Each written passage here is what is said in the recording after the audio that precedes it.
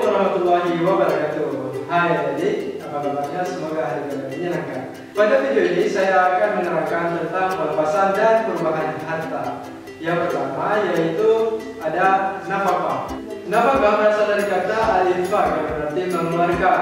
Dalam bahasa Arab, kata infak tidak digunakan selain pada suatu kebaikan. Adapun sebab-sebab nafkah yaitu yang pertama karena adanya hubungan kekeluargaan. Misalnya nafkah orang tua terhadap anaknya atau nafkah anak terhadap orang tuanya. Selanjutnya ada hubungan antara kepemilikan, yaitu antara tuan dan hambanya atau budak, atau antara kita dengan hewan ternak kita. Dan yang terakhir yaitu hubungan pernikahan, yaitu nafkah suami terhadap istrinya. Besar nafkah yang dikeluarkan yaitu sesuai dengan keadaan si pemberi dan sesuai dengan kebutuhannya. Pelepasan dan perubahan harta selanjutnya yaitu ada hibah. Hibah adalah harta pemberian seseorang kepada orang lain di saat dia hidup tanpa mengharap imbalan sebagai kasih sayang. Rukun dan syarat hibah yaitu yang pertama adanya si pemberi hibah, yang kedua adanya si penerima hibah, yang ketiga adanya barang yang akan dihibahkan, dan yang terakhir yaitu adanya akad atau ijab kabul. Adapun contoh akad yaitu seperti ini. Saya hibahkan tanah ini untuk Anda. Mohon diterima. Saya terima tanah ini. Nah, seperti itulah contoh akad pada hibah. Pada hibah itu terbagi menjadi dua, yaitu ada hibah barang, yaitu seseorang memberikan barang yang bernilai jual kepada orang lain tanpa berharap sesuatu imbalan apapun. Contohnya seperti menghibahkan sepeda motor, mobil, atau HP dan lainnya. Yang kedua ada hibah manfaat, yaitu barang yang kita berikan kepada orang lain untuk diambil manfaatnya, tetapi barang tersebut tetap atas nama sang pemberi hibah. Selanjutnya hukum mencabut hibah, yaitu jumhur ulama mengatakan bahwa mencabut hibah hukumnya haram, kecuali hibahnya orang tua terhadap anaknya demi menjaga kemaslahatan anaknya itu. Kemudian bila ada unsur ketidakadilan terhadap pembagian hibah pada anak-anaknya. Yang terakhir timbulnya iri hati dari pihak lain. Nah, adapun hikmah daripada hibah ini yaitu pertama, pelepasan dan perubahan harta. Yang ketiga yaitu sedekah dan hadiah.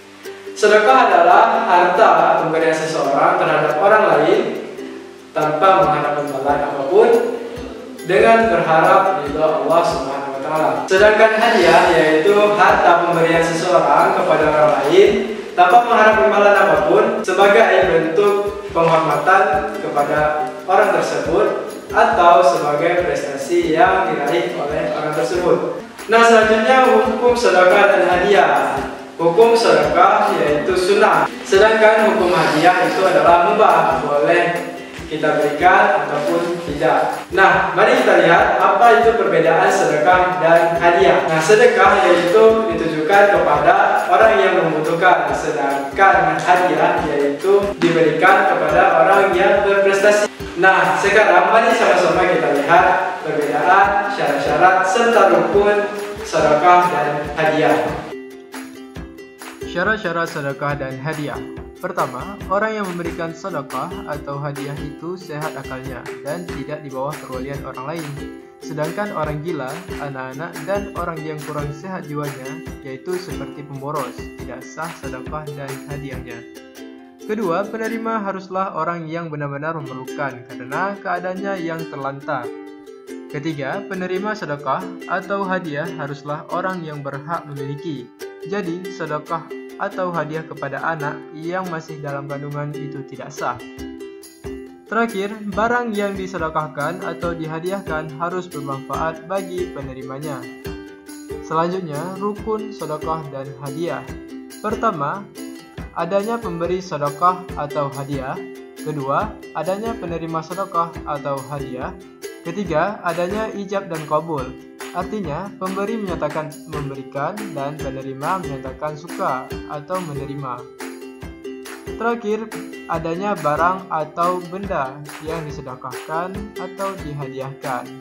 Nah, yang terakhir yaitu ada hikmah sedekah dan hadiah. Nah, yang pertama yaitu ada hikmah sedekah, dapat menumbuhkan ukhuwah Islamiyah, menghindari dari berbagai bencana, akan dicintai Allah Subhanahu wa taala. Yang kedua ada hikmah hadiah, menjadi unsur dari tumbuhnya rasa kasih sayang, menghilangkan tipu daya dan sifat kedengkian. Pelepasan dan perubahan harta yang keempat itu ada wakaf.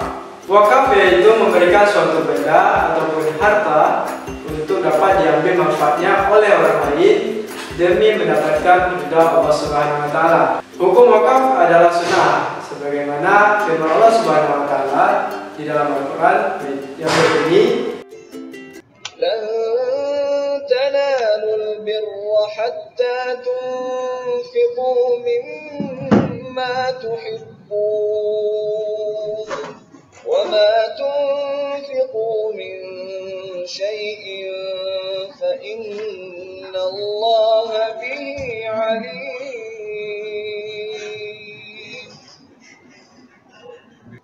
يا أيها الذين آمنوا اركعوا واسجدوا واعبدوا ربكم وافعلوا الخير لعلكم تفلحون. Nah, sekarang mari kita lihat sama-sama syarat, rukun, macam-macam wakaf, serta perubahan benda wakaf. Rukun wakaf. Pertama, adanya orang yang memberikan wakaf, disebut juga dengan wakif. Kedua, adanya orang yang menerima wakaf, disebut dengan mauquf lahu. Ketiga, adanya barang yang diwakafkan, disebut dengan mauquf. Yang terakhir, adanya ikrar penyerahan, yaitu akad. Selanjutnya, syarat-syarat wakaf. Pertama, orang yang memberikan wakaf berhak atas perbuatan itu dan atas dasar kehendaknya sendiri. Kedua, orang yang menerima wakaf jelas, baik berupa organisasi ataupun perorangan. Ketiga, barang yang diwakafkan berwujud nyata pada saat diserahkan.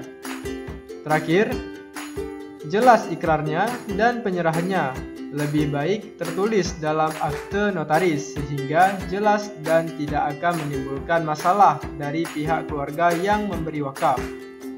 Kemudian macam-macam wakaf. Wakaf dibagi menjadi dua macam.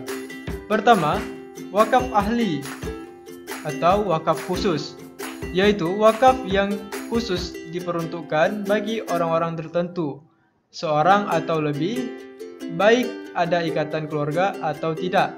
Misalnya, wakaf yang diberikan kepada seorang tokoh masyarakat atau seorang yang dihormati. Kedua, wakaf khairi atau wakaf untuk umum, yaitu wakaf yang diperuntukkan bagi kepentingan umum, misalnya wakaf untuk masjid, pondok pesantren, dan madrasah. Adapun perubahan benda wakaf, menurut Imam Syafi'i, menjual dan mengganti barang wakaf dalam kondisi apapun hukumnya tidak boleh, bahkan terhadap wakaf khusus, yaitu wakaf ahli sekalipun, seperti wakaf bagi keturunannya sendiri, sekalipun terdapat 1001 macam alasan untuk itu. Sementara Imam Malik dan Imam Hanafi membolehkan mengganti semua bentuk barang wakaf, kecuali masjid. Penggantian semua bentuk barang wakaf ini berlaku baik wakaf khusus ataupun kepada wakaf umum, yaitu wakaf khairi. Dengan ketentuan, pertama, apabila pewakaf mensyaratkan, itu dapat dijual atau digantikan dengan yang lain ketika berlangsungnya pewakafan. Kedua, barang wakaf sudah berubah menjadi barang yang tidak berguna. Ketiga, apabila penggantinya merupakan barang yang lebih bermanfaat dan lebih menguntungkan. Terakhir, agar lebih berdaya guna harta yang diwakafkan. Hikmah dari wakaf antara lain sebagai berikut. Pertama, menanamkan sifat zuhud dan melatih menolong kepentingan orang lain. Kedua, menghidupkan lembaga-lembaga sosial maupun keagamaan demi syiar Islam dan keunggulan kaum muslimin. Ketiga, memotivasi umat Islam untuk berlomba-lomba dalam beramal karena pahala wakaf akan terus mengalir sekalipun pemberi wakaf telah meninggal dunia. Terakhir, menyadarkan umat bahwa harta yang dimiliki itu ada fungsi sosial yang harus dikeluarkan.